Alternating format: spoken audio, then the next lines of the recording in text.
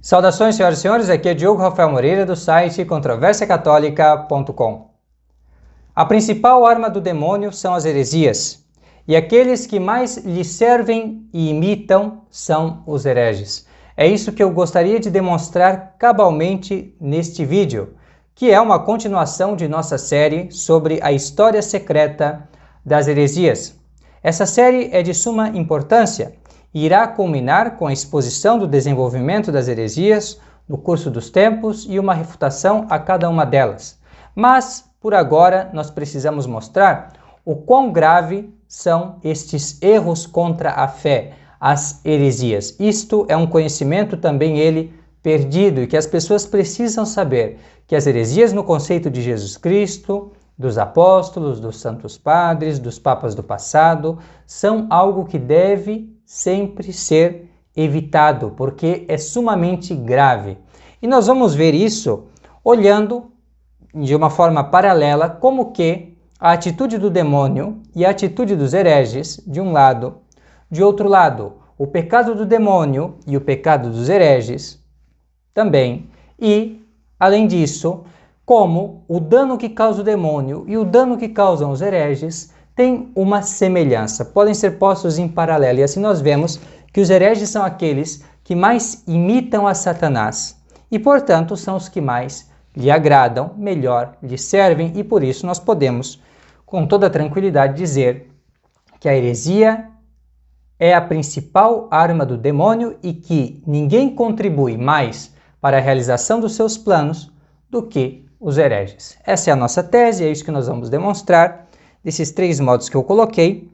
Aqui eu pus desta maneira, aqui no texto que eu compus um texto relativamente grande sobre esse assunto, justamente porque há uma grande quantidade de citações que eu gostaria de fazer, e como o tempo não permite que eu confie todas essas coisas à memória, eu pelo menos as trouxe aqui em recordação para que possa ser transmitida essa mensagem que não é muito comum hoje em dia. Então, disse assim que o modo como eles agem, os hereges, a gravidade do seu pecado e o tremendo dano que causam à igreja, disso nos certificam totalmente. Ou seja, e essas coisas nos certificam que a heresia é a principal arma na mão do demônio, que os hereges são os que mais lhe servem. E nós podemos colocar também essa nossa divisão da seguinte maneira. Nós sabemos que o demônio é chamado de o pai da mentira. E assim, os hereges precisamente são aqueles que, por excelência, são chamados de falsos mestres e falsos doutores. Aí está já a primeira semelhança, e conveniência entre o demônio e os hereges. De um outro lado, também, a gente pode dizer assim, podemos olhar para o pecado da heresia e ver, bem, o demônio é aquele que peca desde o princípio, em outras palavras, é o pecador por excelência. É aquele que, na sua revolta, e desde sempre, peca. Bem, os hereges também, a partir do momento que se rebelam contra a verdade, eles são os maiores pecadores. E isso nós vamos ver, vamos demonstrar com São Tomás de Aquino, ninguém menos do que ele. Depois, nós também podemos dizer assim, o demônio é aquele que mais dano causa, e se você quiser uma prova disso, basta ver o nosso vídeo anterior, onde nós mostramos que o demônio é a cabeça dos maus. Então, vamos simplesmente mostrar em paralelo, novamente aqui neste vídeo, que os hereges são aqueles que mais dano causam, entre os homens, evidentemente, à igreja. Então veja como convém, o demônio e esse instrumento que é a heresia e os hereges. Como são muito úteis, como são muito similares até ao demônio, estes que são os hereges com as suas heresias. É isso que nós vamos demonstrar aqui. E primeiramente, então, vamos falar sobre a questão da atitude herética. Como que o modus operandi do herege é, com certeza, semelhante ao modus operandi daquela antiga serpente. Não é este um dos nomes do demônio? A antiga serpente, que acusou os nossos irmãos, que seduziu os nossos pais. Como é que isso acontece? Ela traz verdades aparentes, ou melhor, engana os homens. Vamos colocar simplesmente assim, engana os homens com o quê? Com a persuasão. Lembre-se, isso já foi visto naquele vídeo, Cabeça dos Maus. Então é assim que procede o demônio, não é? Ele vai enganando, ele vai colocando falsas imagens de bem que na verdade são erros, não é? E assim procede o demônio. Porque de fato é próprio da natureza angélica usar da persuasão para enganar aos homens. Não há dúvida de que os homens que mais lhe servem e imitam neste mundo são os hereges, porque por hereges se entendem justamente falsos doutores, que, com suas falsas doutrinas, procuram desviar os homens por meio de um cristianismo postiço, falsificado, adulterado, mentiroso. É isso que fazem os hereges. Criam um falso cristianismo que engana. Engana, assim como o demônio inventa falsos caminhos, falsas alternativas, uma liberdade aparente. Assim os hereges criam um cristianismo alternativo, uma outra doutrina, que é uma novidade, que é algo que muito lisonjeia os homens, sobretudo aqueles que querem viver com mais autonomia, mais liberdade, enfim. De qualquer maneira, tem vários argumentos que o demônio vai se servir e que os hereges vão se servir para poder fazer com que os homens se desviem do caminho reto para Deus, que é o Evangelho de Jesus Cristo. E nós não podemos dizer que essa questão de hereges, de heresias, e que essa semelhança que eles têm com o demônio, que a grande periculosidade, né, que eles são para os cristãos, é uma coisa que nós não fomos informados sobre isso. E nem que os verdadeiros cristãos não tiveram a heresia como realmente um dos ardis mais terríveis que o demônio emprega para perder as almas. Não podemos dizer isso porque de Jesus Cristo para adiante nós temos testemunhos a perder de vista de que o verdadeiro cristão é aquele que combate as heresias, que a tem como maior dos maus e que está plenamente consciente que as seitas são algo que vem em última instância, em última análise, do maligno. E é isso que nós vamos ver aqui. Nosso Senhor já tinha profetizado o seu advento em São Mateus, capítulo 24, versículos 11 e 23, e do 23 a 25. Ele diz assim: E levantar-se-ão muitos falsos profetas, e enganarão a muitos.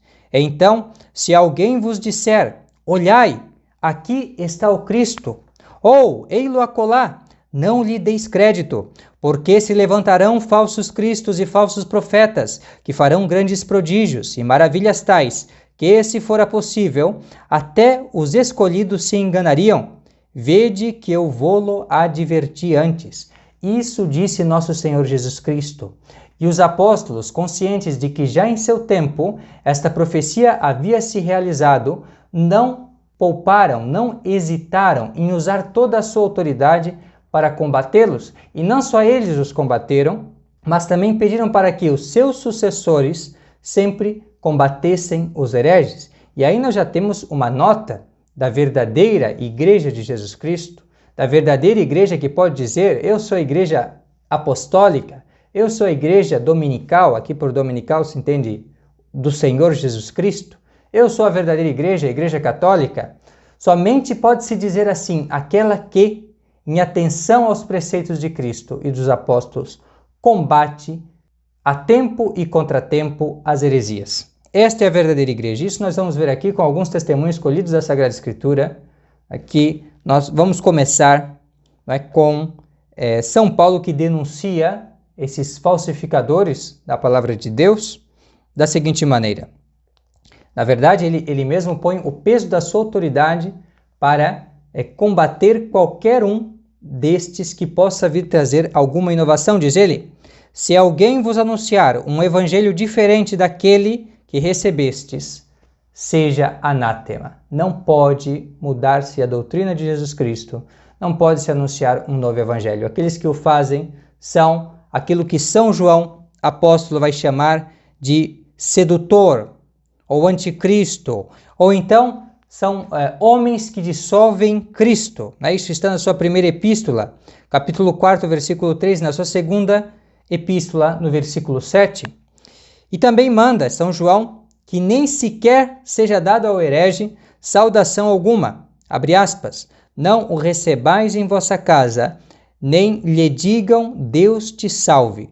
E a mesma coisa de São Pedro, o primeiro Papa, com a autoridade do seu ofício e fervor de sua fé. Ele denuncia assim aos sectários: houve, porém, no povo até falsos profetas, assim como também haverá entre vós falsos doutores, que introduzirão seitas de perdição e negarão aquele Senhor que os resgatou, trazendo sobre si mesmos apressada ruína. E muitos seguirão as suas dissoluções, por quem será blasfemado o caminho da verdade. Segunda Epístola de São Pedro, capítulo 2, versículo 1 e 2. Veja, aqui será blasfemado o caminho da verdade, ou seja, o verdadeiro cristianismo, a verdadeira fé é blasfemada pelos hereges. E não é isso que nós vemos? Não é isso que fazem os protestantes, os espíritas, os ateus, os comunistas, enfim, toda sorte de hereges que temos por aí. Não são eles aqueles que estão dizendo que o catolicismo é o obscurantismo, é a Babilônia, é a falsidade, é a prostituta, a verdadeira doutrina? Não é isso? E quando eles veem esses modernistas que lhes dão razão, que querem seguir no seu caminho de erro, não estão eles dizendo, agora sim, eles acordaram, estão transformando realmente em algo bom aquilo que estava muito ruim? Não dizem eles isso? É que sempre que pessoas ditas católicas estão a fazer o seu jogo, eles não elogiam, o que na verdade é o que se deveria deplorar? Eles vivem, os inimigos do Evangelho de Jesus Cristo, aqueles que o alteraram, aqueles que seguem, são sectários, seguem os heresiarcas, vivem blasfemando o caminho da verdade. Chamam de mal o que é bom e de bom o que realmente é mal. E São Judas fala de maneira semelhante em toda a sua epístola católica. Uma epístola que equivale a uma página e que eu recomendo que todos leiam, é muito interessante, a epístola de São Judas, e justamente fala também contra os hereges, porque os apóstolos sempre combateram as heresias. E não combateram só com palavras, eles combateram também com atos. Isso vai dizer São Paulo, alertando aqueles perturbadores da unidade da fé em Corinto. Ele diz o seguinte: as armas da nossa milícia não são carnais, mas são poderosas em Deus para a destruição das fortificações, derribando os conselhos e toda a altura que se levanta contra a ciência de Deus, e reduzindo a cativeiro todo o entendimento, para que obedeça a Cristo, tendo em nossa mão o poder de castigar a todos os desobedientes. Segunda Epístola aos Coríntios, capítulo 10, versículos 4 ao 6. Deste modo combateram os santos apóstolos, aos filósofos da gentilidade, aos judaizantes e todos aqueles que procuravam de um modo ou de outro alterar o verdadeiro conhecimento de Deus que lhes havia sido confiado por revelação divina. E é muito importante guardar no entendimento que os apóstolos não somente falavam sobre isso, não somente usavam palavras, mas eles exigiam medidas enérgicas, não só da parte deles, mas daqueles que eles tinham dado a responsabilidade de guardar o depósito da fé. Os seus sucessores, os bispos, eles mandaram que os bispos defendessem a fé e combatessem toda heresia e toda blasfêmia contra nosso Senhor Jesus Cristo. Se nós hoje em dia não vemos isso, então devemos pensar, será que nós realmente estamos na verdadeira igreja de Jesus Cristo? Porque na verdadeira igreja de Jesus Cristo não há somente a pregação da verdadeira doutrina, mas há também o combate às heresias. E é isso que realmente distingue a igreja de Jesus Cristo das seitas dos hereges, que muito bem se entendem com aqueles que, como eles, mentem sobre a palavra de Deus. Os apóstolos não só procederam assim, como também mandaram que assim fizesse cada bispo em sua igreja. Deste modo, São Timóteo recebe de São Paulo o preceito de combater pelas verdades da fé. Este mandamento te encarrego, milites por elas, boa milícia, conservando a fé e a boa consciência, a qual, porque ainda alguns repeliram, naufragaram na fé. Deste número é Himeneu e Alexandre, os quais eu entreguei a Satanás, para que aprendam a não blasfemar. Primeira Epístola a São Timóteo, capítulo 1, versículos de 18 a 20. Ele também exorta os presbíteros da igreja de Éfeso, dizendo: Atendei por vós e por todo o rebanho, sobre que o Espírito Santo vos constituiu bispos, para governardes a igreja de Deus, que ele adquiriu pelo seu próprio sangue.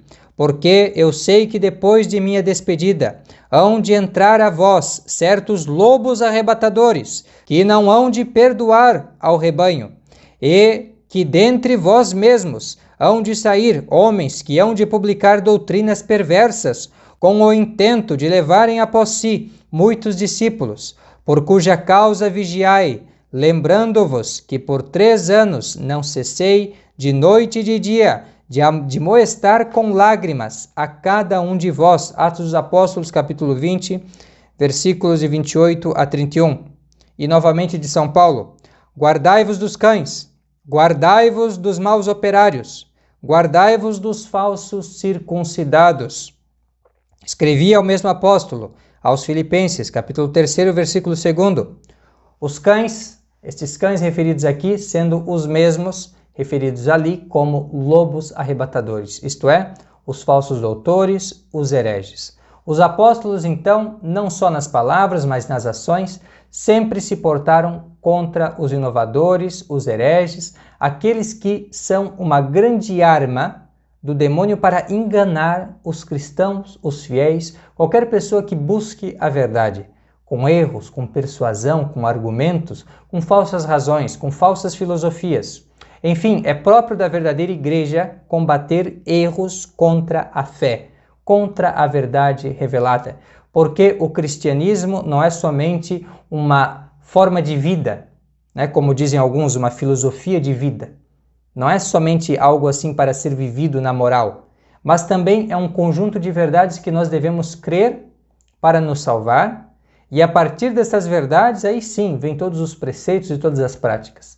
Mas sem haver este conhecimento primeiro das coisas de Deus, não é possível nem partir para algo mais complexo, né? para coisas da vida, da moral, enfim, não. Primeiro tem que ter este conhecimento fundamental, a reta e sã doutrina. É isso que nos é exigido pelo próprio Jesus Cristo. Sem a fé não se pode agradar a Deus. Quem não crer está condenado, disse nosso Senhor. Então precisamos dar atenção a estes ensinamentos. E é aqui que nós vamos ver que os sucessores dos apóstolos realmente seguiram na verdadeira igreja e na verdadeira doutrina sobre esse assunto, sobre essa atitude em face dos hereges. De fato, os padres da igreja não manifestaram maior clemência para com os pervertidos na fé. Um escritor protestante, que nós vamos citar, que escreveu uma enciclopédia, né, sobre vários assuntos referentes ao cristianismo, Chef Herzog, no verbete heresy, heresia, ele vai citar o que vários santos padres disseram, e nisto ele tem razão, ele faz um resumo aqui, né, sobre o que os santos padres ensinavam sobre isso, e nós vamos acrescentar também o que disse São Jerônimo, né, baseados na Enciclopédia Católica, que cita justamente esta passagem, Catholic Encyclopedia. Então, diz o seguinte: Policarpo considerava Marcião como o primogênito do diabo. Essa é uma história muito famosa. Então foi Marcião a Roma, onde estava São Policarpo, e quis que São Policarpo se tornasse um partidário da sua heresia. E assim, Marcião disse, o Senhor me reconhece, né? Me reconhece, então reconhece a minha doutrina, reconhece o meu ensinamento. E São Policarpo disse, eu te reconheço como primogênito do diabo. É assim que respondeu o santo bispo e mártir em face de um herege. Eu te reconheço como príncipe, eu te reconheço como príncipe, como primogênito do diabo. E aí nós vemos já essa relação entre heresia, né, como uma arma que o demônio se serve, uma arma principal de que o demônio se serve, né, para realmente disseminar uma falsa doutrina que vai perverter a fé e assim desviar do caminho correto as pessoas. Bem, isso dizia São Policarpo, e um de seus discípulos, Santo Inácio de Antioquia, vê nos hereges plantas venenosas ou animais em forma humana. Nada menos que isso. Então note como eles não eram nada brandos com os hereges, porque hoje os ditos cristãos são assim. Realmente nós temos um verdadeiro problema aí. Nós temos uma verdadeira perversão, na verdade, tanto no modo como se entende a gravidade, o erro. Então vejam só como nós estamos longe desses santos padres muitas vezes, quando tratamos de uma maneira leve aquilo que deveríamos tratar com a máxima severidade. São Justino e Tertuliano condenam seus erros como inspirações do maligno. Teófilo os compara a ilhas áridas e rochosas, nas quais os navios naufragam. De fato, naufrágio na fé, náufragos da fé. É assim que podem ser descritos os hereges. E mais luminoso ainda é o exemplo que nos dá Orígenes. Ele vai dizer o seguinte, que assim como os piratas colocam luzes nos penhascos para atrair e destruir navios em busca de refúgio, olhe bem o que ele está dizendo aqui. O príncipe deste mundo acende o fogo do falso conhecimento para destruir os homens. É assim então, Satanás, ele incita essas pessoas, acende nelas um falso conhecimento de Deus, a heresia, para assim fazê-los cair, ser destruídos, enfim, precipitar-se em grande ruína, como já dizia São Pedro, enfim. Vejam essa continuidade, mostrando como que o maligno se serve da heresia para causar uma grande ruína. São Jerônimo, acrescentamos nós, chama as congregações dos hereges de sinagogas de Satanás, isso na sua Epístola 123, e diz que sua comunhão deve ser evitada como a das víboras e escorpiões, Epístola 130. Esse é o ensinamento de São Jerônimo, um padre da antiguidade do cristianismo. Veja só o ensinamento patrístico sobre essa matéria. Os padres da igreja, os primeiros grandes autores cristãos, sempre condenaram com a máxima severidade as heresias e sempre estavam em combate dos erros. Por que, eu pergunto, isso não acontece hoje? Eu penso que o problema não são os santos padres, não são os apóstolos e nem o próprio nosso Senhor Jesus Cristo, que disse que seria algo muito ruim que viessem falsos cristos e falsos profetas. Eu penso que o problema não está neles, mas está, de repente, em nós, que não combatemos as heresias. Se nós estamos combatendo contra os erros, se estamos lutando a boa luta com nosso Senhor, com os apóstolos, se estamos ajudando aqueles que assim o fazem por ofício, que são os sacerdotes e os bispos verdadeiros, legítimos, bem, estamos no caminho bom, certo? Agora, se não fazemos isso, e se aqueles que nós dizemos que são verdadeiras autoridades, que representam nosso Senhor Jesus Cristo, não fazem isso, então temos algum problema, algum grave problema. E nós vamos ver realmente que tipo de problema se trata daqui a pouco. Esse conceito dos antigos sobre a heresia foi fielmente transmitido e posto em prática pela Igreja Católica nas épocas subsequentes. Quem quer que examine as atas dos concílios, veja os procedimentos inquisitoriais do Papa Gregório IX contra os albigenses, leia a bula de Leão X contra Lutero, ou, mais recentemente, as encíclicas Sats Coitum, de Leão XIII, Pascendi, de São Pio X, Mortalium Animus, de Pio XI, Humani Generis, de Pio XII, verá a mesma atitude apostólica em face das heresias. Numa palavra, não há quebra de tradição de São Pedro a Pio XII. Então nós temos realmente, se nós olhamos na Igreja Católica, uma verdadeira continuidade. E eu digo, não há ruptura de Pio XII até os nossos dias, nos grupos de católicos que guardam a tradição, que a preservam, que preservam os bons costumes e que continuam combatendo o modernismo, o liberalismo e tantas outras heresias que nós temos na nossa época. Aí está a Igreja de Jesus Cristo. Aí está a verdadeira continuidade, a continuidade dos fiéis católicos que combatem as heresias com Nosso Senhor, os santos apóstolos, os santos padres, os santos papas do passado etc, etc. Aí que nós temos realmente a verdadeira continuidade. Agora, se nós olhamos para décadas atrás, ou até mesmo para a nossa época, aqueles que dizem ser vigários e representantes de nosso Senhor Jesus Cristo, e que, no entanto, são partidários do modernismo e das inovações do Concílio Vaticano II, o que nós vamos encontrar neles? Nós vamos encontrar condenação dos erros? Nós vamos encontrar um combate, uma denúncia das falsidades, das heresias da nossa época?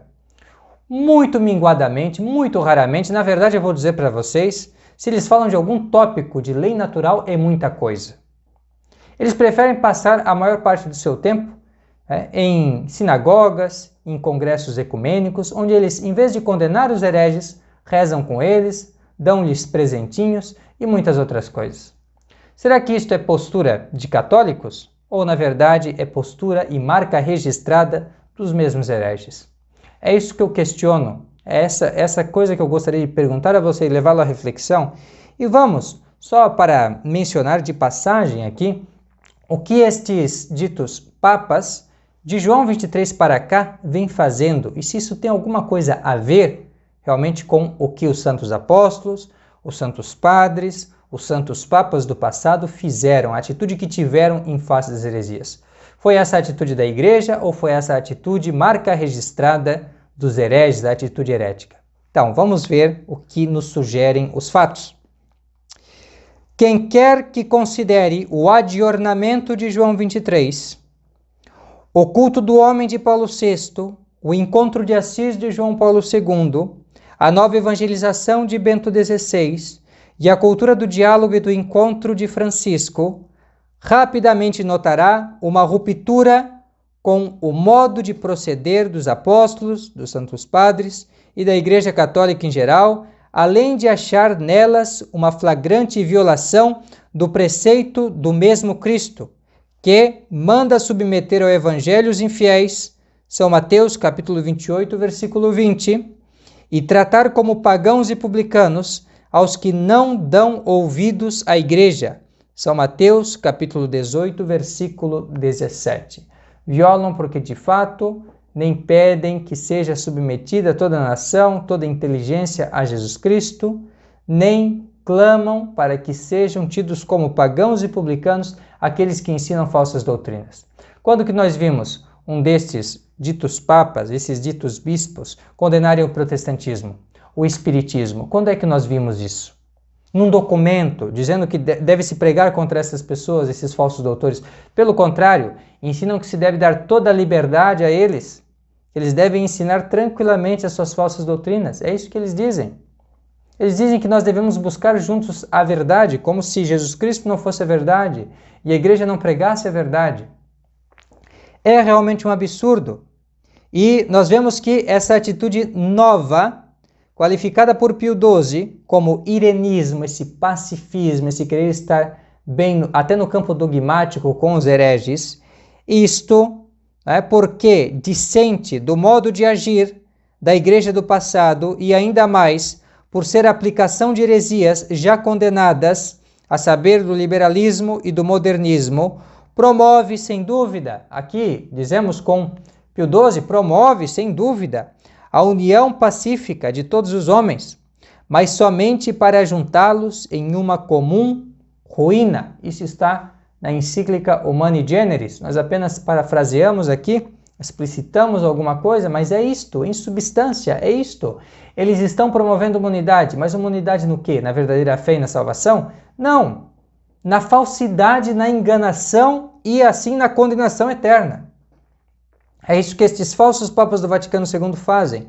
É isto que fazem todos aqueles que querem esta comunhão sem fé, essa caridade sem fé, sem combate às heresias, que não entende a heresia como algo realmente mal. E se hoje as pessoas aí do mundo, as pessoas não percebem o que é heresia, é porque ela não é denunciada como tal, porque não é combatida. E assim, é claro, aquilo que não é combatido, que não é condenado, as pessoas, em geral, que não têm um conhecimento muito profundo do Evangelho, da revelação, acabam, então, tendo isso por coisa de pouca monta. É assim que acontece. Então, realmente, meus amigos, nós devemos culpar alguém por esse descaso que hoje se tem para com a heresia E para com a própria salvação, para com o negócio da nossa alma, para com o principal negócio, né, que nós temos que resolver aqui nesse mundo, que é crer na verdade, né, amá-la e servi-la. Se nós temos a situação, devemos culpar em primeiro lugar aqueles apóstatas do Concílio Vaticano II, que com o seu irenismo já condenado previamente pelo Papa Pio XII, vem ensinando realmente a se desprezar os dogmas e a atitude católica em face das heresias. Então é isto, e nós vamos dizer, para terminar o nosso argumento, ora, uma instituição que já não promove obstáculos eficazes no combate dos erros, em fidelidade aos preceitos dominicais e apostólicos, apostatou da religião de Jesus Cristo, que não admite esse tipo de coisa. Contudo, eu te digo, não romperam com essa tradição os assim chamados tradicionalistas, uma vez que eles permanecem no combate dos erros modernos, em especial do modernismo. E por isso que, em nosso tempo, a Igreja de Cristo está justamente aí, onde a fé de sempre é preservada e são mantidos intactos os bons costumes. É aí que nós temos a atitude católica, a atitude dos apóstolos, dos santos padres, etc., etc. Não é com os modernistas, que não reconhecem as heresias como um grande mal, que não as combatem acatando aos preceitos de Jesus Cristo, que na verdade em seu seio contém vários desses erros, já formalmente condenados pela Igreja Católica. Então não é ali que nós vamos encontrar. E nos hereges, sim, nós temos de fato essa atitude insidiosa de mentir, de dizer que é um verdadeiro cristianismo, dizendo que Cristo está aqui está o verdadeiro cristianismo, quando não está. Aqui está um verdadeiro profeta, um verdadeiro mestre de religião, quando não é, não está. Isso é próprio deles. E por isso que se entendem muito bem uns com os outros, se dão presentinhos, têm uma perfeita amizade, fazem encontros ecumênicos, e a única que não é bem-vinda, a única que não é tolerada é a verdadeira religião. É isso que nós temos hoje em dia. E é por isso que os verdadeiros católicos hoje, que mantêm essa doutrina, são marginalizados, são tidos como loucos e tudo mais. Blasfema-se hoje o caminho da verdade, assim como se fazia antigamente. É isso, meus caros. Os hereges continuam sendo hereges. E nisto são imagem e semelhança do seu pai, o pai da mentira, o demônio. Que não só é pai da mentira, aliás, mas também é pecador desde o princípio. E é assim, examinando o pecado, que nós vamos ver que a heresia é o mais grave de todos os pecados que um homem pode cometer.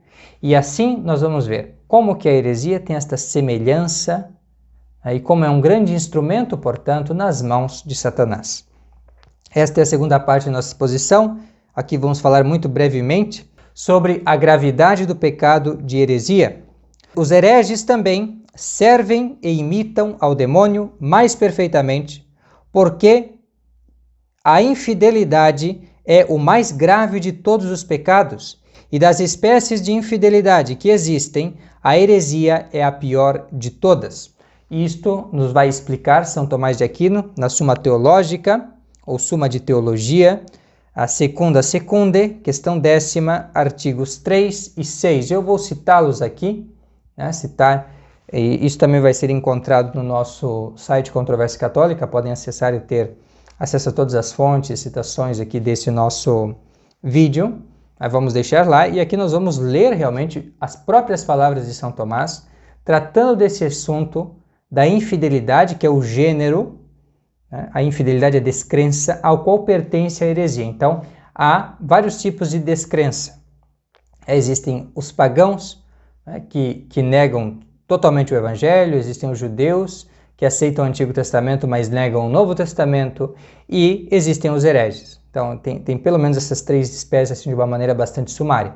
Os hereges que negam uma ou outra verdade da fé, ou várias delas, enfim, mas assim negam toda a fé, negam o verdadeiro Evangelho. Bem, existem essas três espécies de descrença, e dentre elas nós temos a heresia, que seria realmente a forma mais grave. E é isso que São Tomás vai provar. Então, primeiro vai falar sobre a infidelidade, assim, nessa questão 10, no artigo 3, e no artigo 6º vai mostrar como que o pecado da heresia é o mais grave, é o tipo mais grave de infidelidade. Então, diz assim São Tomás: todo pecado consiste formalmente na aversão a Deus, como disse acima. Consequentemente, quanto mais um pecado separa o homem de Deus, mais grave ele é. Ora, não há nada que separe mais o homem de Deus do que a infidelidade, porque nesse estado ele nem sequer tem o verdadeiro conhecimento de Deus. E pelo falso conhecimento de Deus, o homem não se aproxima dele, mas dele fica cada vez mais distante. Então, neste artigo 3º, São Tomás prova cabalmente que um falso conhecimento de Deus, manter isso no intelecto, é realmente aquilo que mais afasta dele, a maior aversão a Deus e é, portanto, o pecado mais grave. É isso que São Tomás prova nesse artigo. Bem, o pecado mais grave. Imagine que há duas rotas. A rota numa bifurcação, vamos imaginar assim. Numa bifurcação. Leste-oeste. Bem, e se vai pelo caminho errado. E se segue por esse caminho errado. Então, esta é a heresia, o caminho da heresia. O caminho do erro, da mentira. Aí, aqui tem o caminho da verdade. E quanto mais a pessoa toma como princípio da rota, como conhecimento, algo que é falso sobre Deus, algo que é falso sobre o Evangelho de Jesus Cristo, assim mais a pessoa vai se afastando e vai seguindo. Aquilo que era um pequeno erro no princípio, vai lembrar São Tomás, se torna grande no fim. Então a pessoa fica cada vez mais longe de Deus.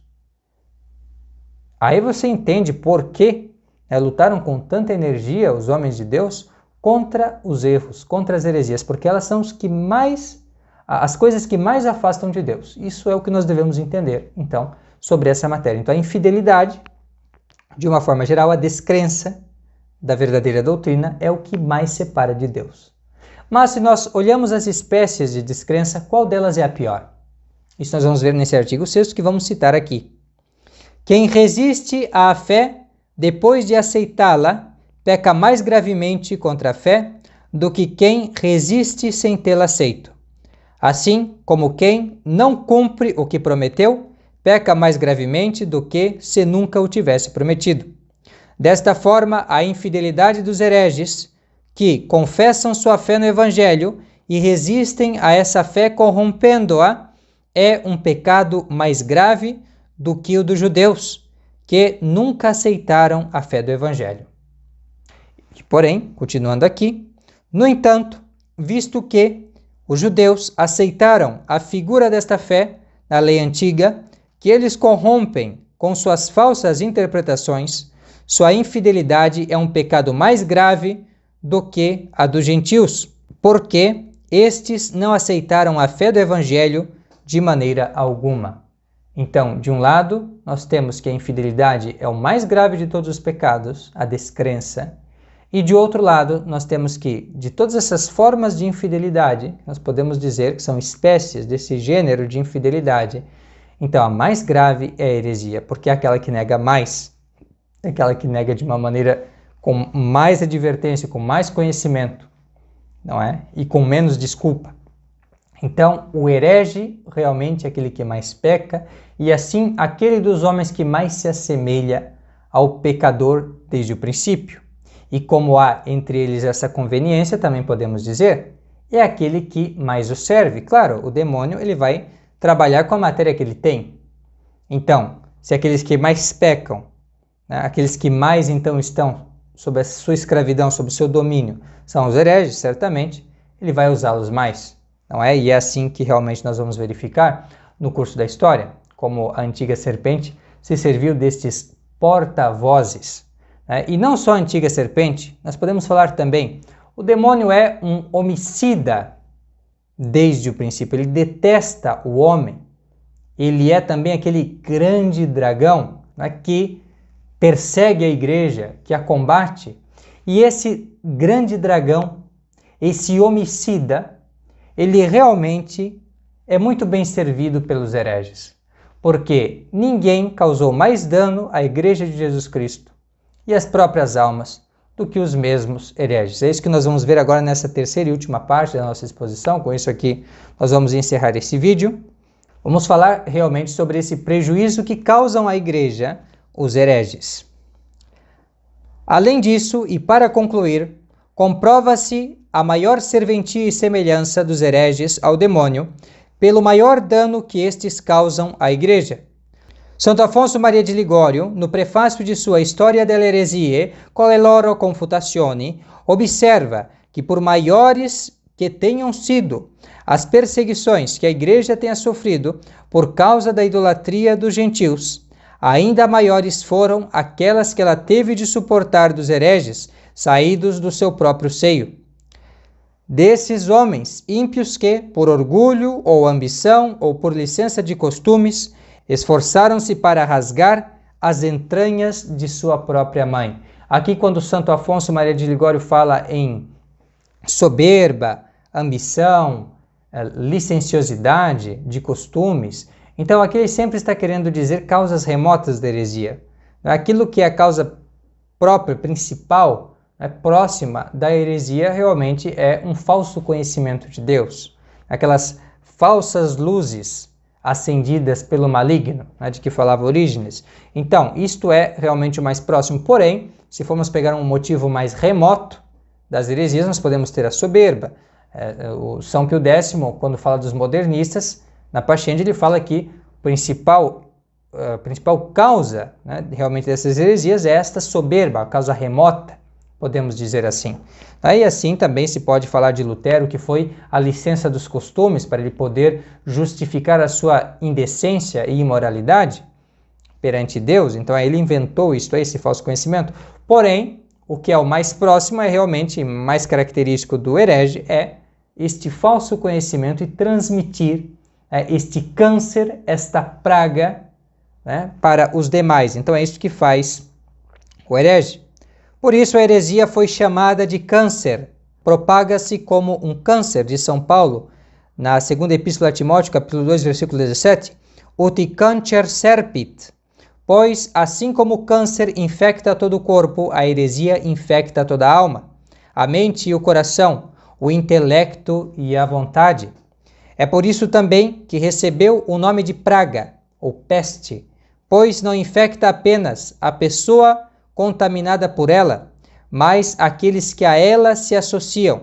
E a isso se deve que a disseminação dessa praga no mundo prejudicou mais a igreja do que a idolatria, e essa boa mãe sofreu mais com seus próprios filhos do que com seus inimigos externos. Essas são considerações, então, que faz Santo Afonso Maria de Ligório na sua obra Contra as Heresias, e isso nos faz realmente pensar, mais uma vez, na grande gravidade das heresias. E como nós deveríamos ter, imaginem, como um câncer, como uma peste, uma praga. Então vejam, a gravidade da heresia ela deve ser tida como algo realmente terrível, algo que contamina cidades inteiras, algo que destrói a vida, algo que tira a vida. E, no entanto, são comparações que poderíamos até dizer são eufemismos. Elas diminuem a verdadeira gravidade da heresia, porque é muito pior que um câncer, é muito pior que uma praga, porque ela leva um indivíduo e uma sociedade inteira, uma cidade inteira a perder a salvação, os meios de que precisa para se salvar, porque, como eu disse, o evangelho é este caminho aqui, a heresia é o outro caminho, e vai afastando, afastando, afastando da verdade e do caminho da salvação. É um caminho que podemos dizer, como é tão extremado, tão longe, sem volta. Então, olhem a gravidade da heresia.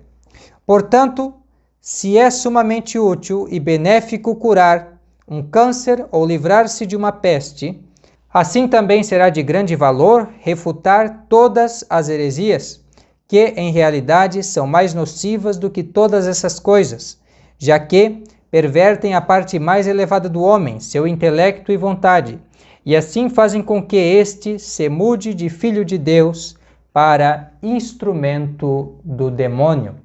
E é com esta mensagem aqui, bastante grave, que eu vou encerrando este vídeo, no qual nós falamos, sim, com muitas citações, com muitas nuances, sobre a questão da heresia, sobre os amigos da heresia, sobre a semelhança que há entre os hereges e o próprio demônio, para, de todas essas maneiras, nos levar a considerar realmente que se existe algum mal que seja grande nesse mundo, que seja nocivo nesse mundo, um mal que os homens possam fazer contra os outros homens, esse é de ensinar heresias, de fazer proselitismo de heresias. Então, é com base nisso que nós vamos dar continuidade, então, à nossa História Secreta das Heresias, em um próximo vídeo, no qual nós iremos falar realmente sobre a história, o desenvolvimento das heresias segundo a ordem de Satanás. Então, vamos mostrar realmente como o demônio foi suscitando em cada época determinadas heresias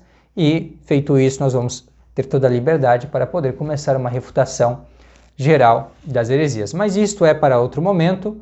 Aqui nós ficamos com esse vídeo. Aqueles que quiserem podem consultar as fontes e tudo mais ali no site controversiacatólica.com.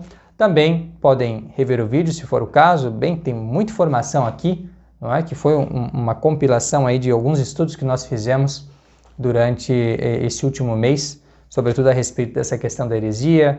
Estivemos revisando toda a literatura apologética dos séculos passados sobre essa questão, ou pelo menos aquilo que estava à nossa disposição. E um dos frutos é esse texto, né, que compusemos e que agora está à sua disposição. Bem, é isso então. Muito obrigado pela atenção. Fique com Deus e até a próxima. Tchau, tchau. Salve Maria.